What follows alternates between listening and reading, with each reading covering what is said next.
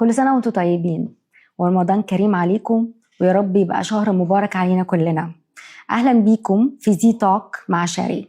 الحقيقة دي أول مرة أعمل بودكاست، وقررت إن أنا أعمل بودكاست علشان حسيت إن في موضوع مهم أوي أوي أوي شاغل بالنا كلنا كأمهات وأبهات وأخوات كبار وأي حد مسؤول عن أطفال.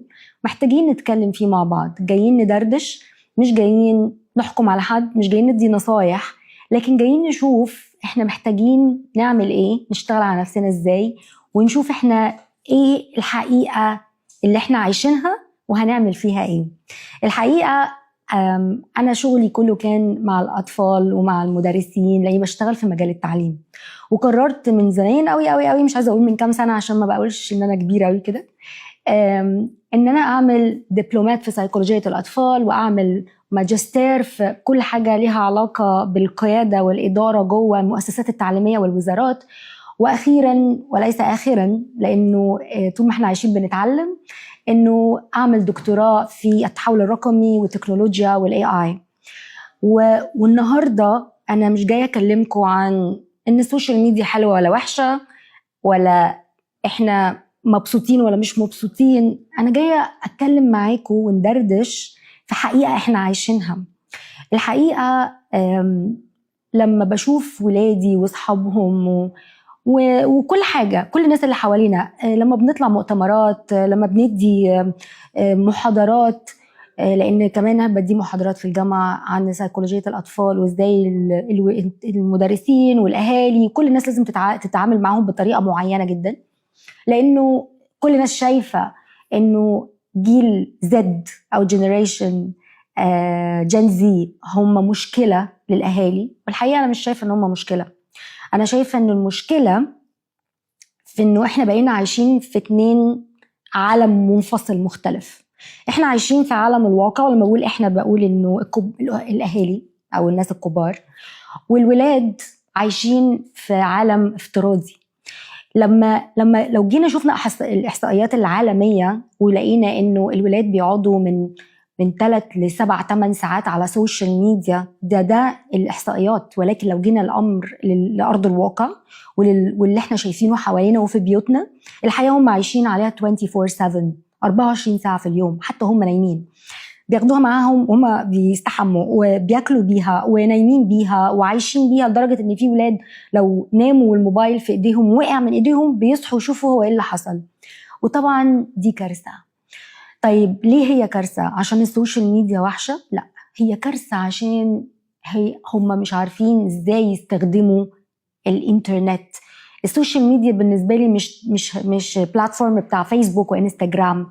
انا بالنسبة لي انه ده عالم اتنشأ بطريقة معينة، ويندرج تحتيه مواقع التواصل الاجتماعي، يندرج تحتيه الألعاب اللي الولاد بيلعبوها، بيندرج تحتيه ال AI والشات جي بي تي والديب سيك والجيميناي.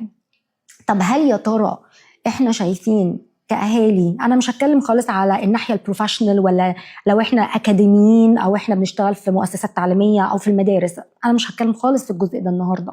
أنا هتكلم في الجزء الأهم بالنسبة لي وأهم بالنسبة لكم، لأن إحنا بالنسبة لنا أهم حاجة في حياتنا هم ولادنا، ولادي، ولاد أخويا، ولاد صاحبتي، ولاد جارتي، لأنه في الآخر ده الجيل اللي إحنا محتاجين كلنا، أو هو ده عمود مجتمع، وهو ده اللي لما يكبروا يبقوا مقدنا هم اللي هيشيلوا البلد ويشيلوا المجتمع. طب هيشيلوها ازاي؟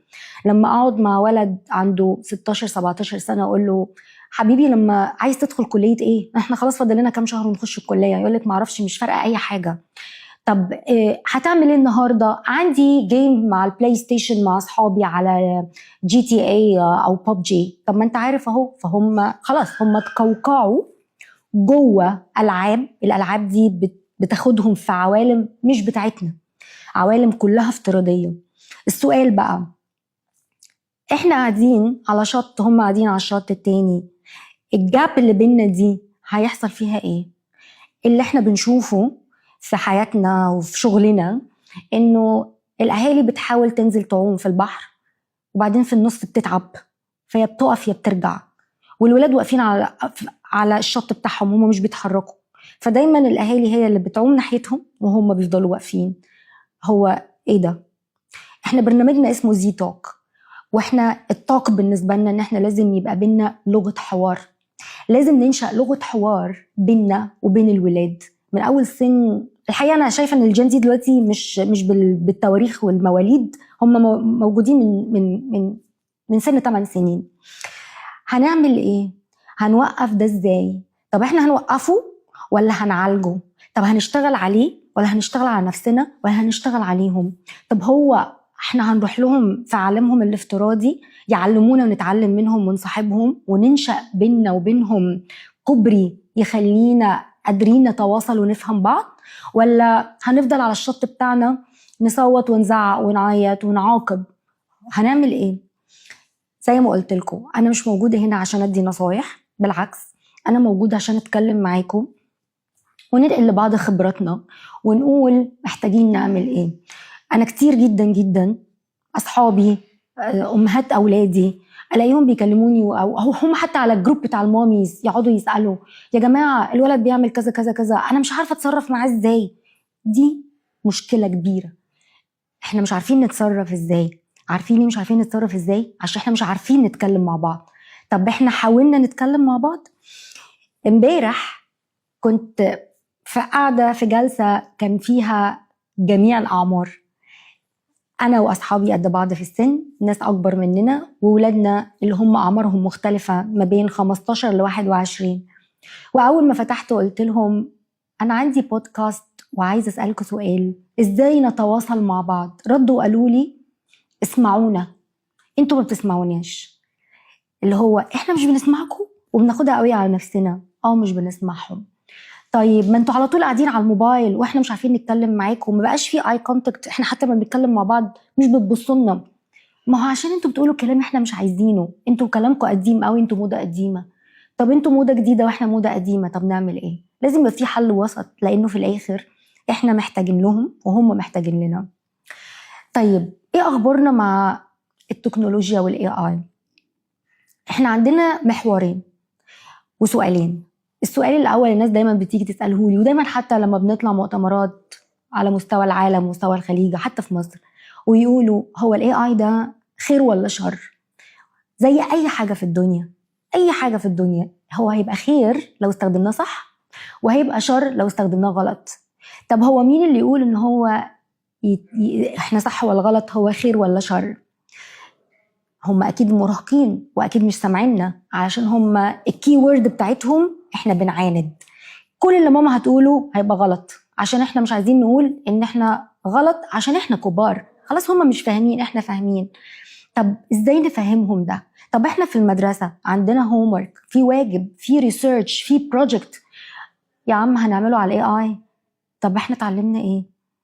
هو ده بقى الصح والغلط في ان احنا ازاي نستخدم التكنولوجيا او نستخدم الاي اي.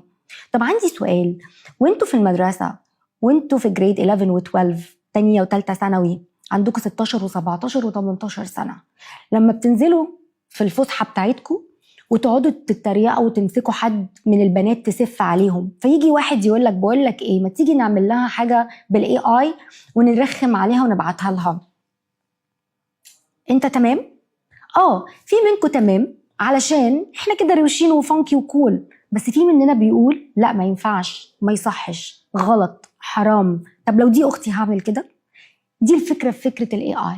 هنستخدمه ان احنا نسأله اسئلة يساعدنا في شغلنا، يساعدنا في المشاريع بتاعت المدرسة، يساعدنا بأفكار جديدة، ولا هنستخدمه ونلغي عقلنا ونبقى خلاص دماغنا واقفة، ولا هنستخدمه ان احنا نتنمر على الناس ونعمل حاجات غلط جدا جدا وما ينفعش اصلا نعملها، لانه لا مجتمعنا ولا ديننا ولا اي حاجه في الدنيا بتقول ان احنا ممكن مثلا نركب صور على كلام ونضايق اصحابنا سواء بنات او ولاد.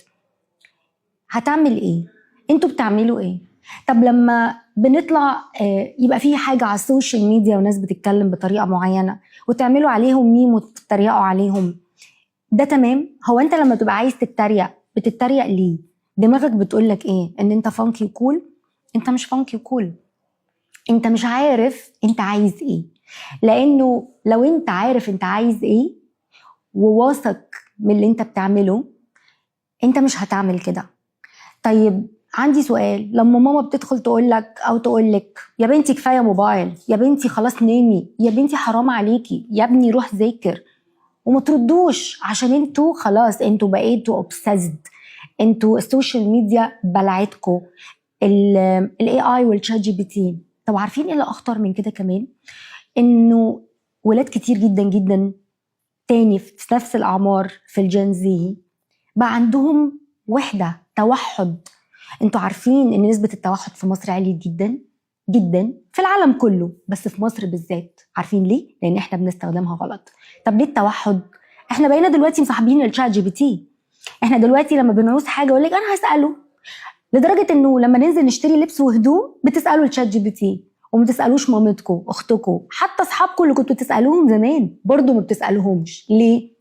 الشات جي بي تي. طب انتوا عارفين ان الشات جي بي تي دي عباره عن آلة الناس اخترعوها، وهم اللي ادوها كل البرومس، كل الاسئله وكل الاجوبه عشان ترد علينا؟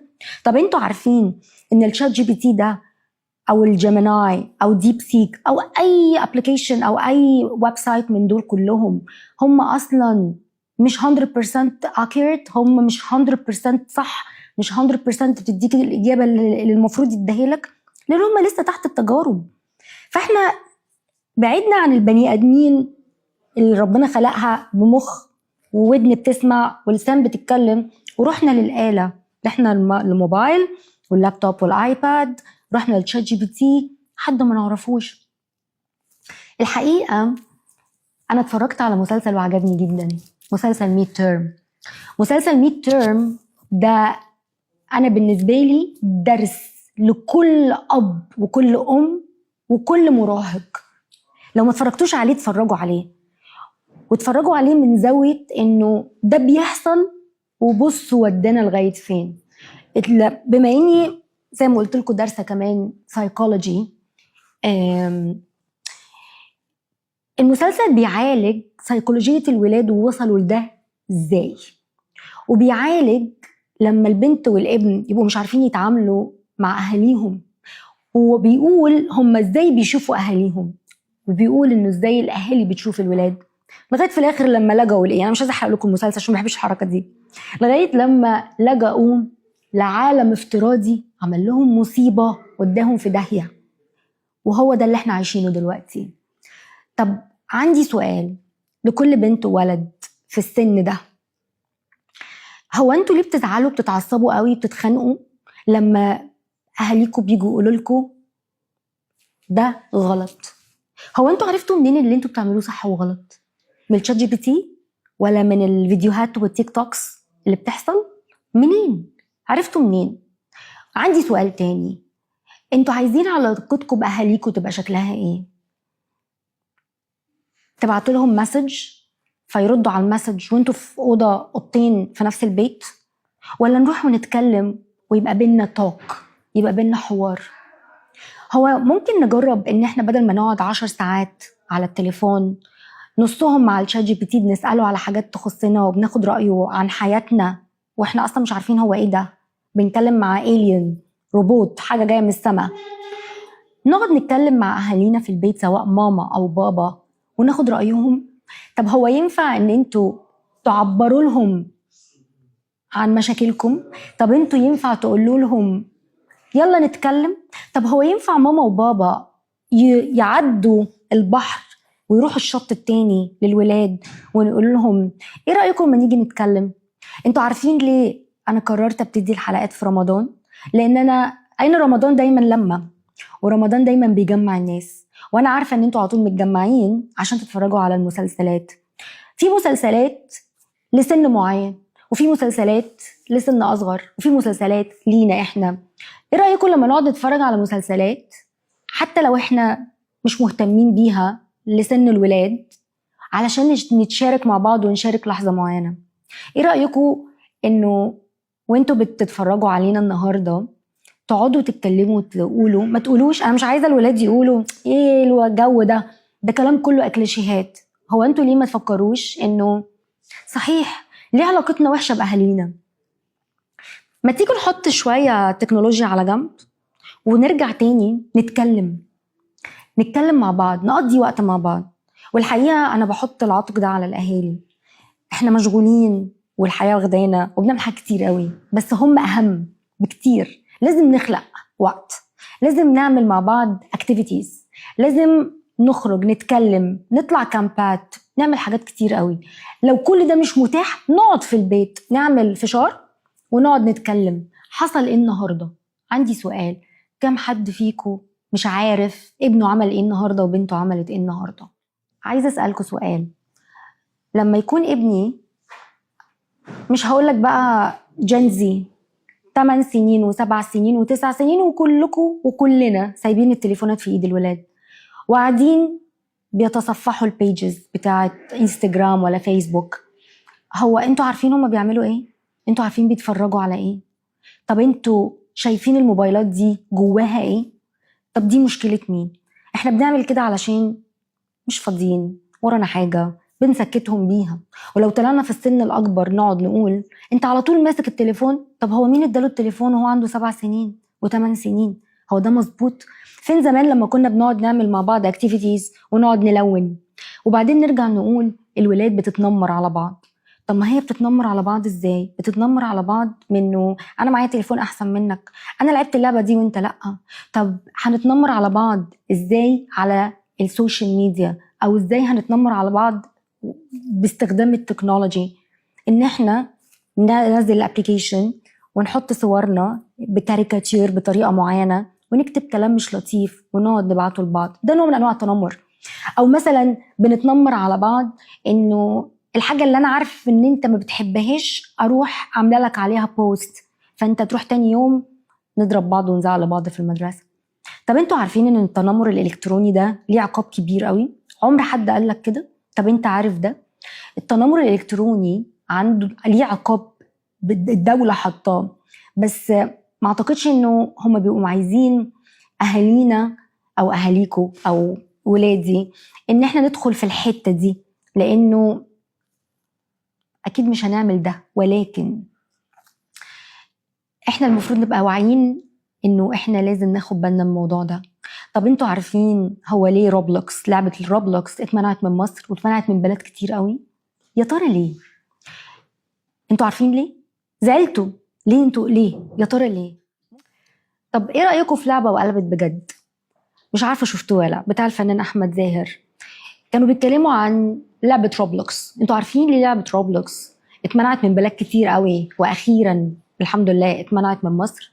لانها فيها تحريضات كتير قوي، زي العاب كتير قوي بتحرض الولاد على العنف. بس اللعبه دي فيها استغلال جامد قوي، وفكره ان الولاد يقعدوا يلعبوا اونلاين في سن صغير مش عارفين بيتكلموا مع مين، وفكره انه الهاكرز بقوا محترفين ان هم بخطوه صغنونه قد كده يدخل ويعمل هاك للموبايلات بتاعتكم، يبقى سامعكم وشايفكم، بيتحكم في التليفون وياخد رسائلكم وياخد صوركم وبيتفرج عليكم وانتوا نايمين بالليل. انتوا عارفين كده كويس؟ طيب هو ده مش محتاج ان انتوا يبقى عندكم توعية؟ طب مين هيوعيكم؟ طب لما تخشوا الأوضة وتقفلوا عليكم وتلعبوا الألعاب دي ويحصل لكم مشكلة زي كده، انتوا هتخافوا تيجوا تتكلموا عشان انتوا بتبقوا عاملين ايه؟ بتلعبوا من ورا أهاليكم، أو بنلعب بالليل والمفروض نبقى نايمين عشان في مدرسة الصبح. طب مين هيقول ينفع وما ينفعش؟ مين هيطلعكم من المشكلة دي؟ لما الولد في المسلسل خاف يقول لباباه حصل ايه؟ حصل كارثة. طب ولما قال لباباه؟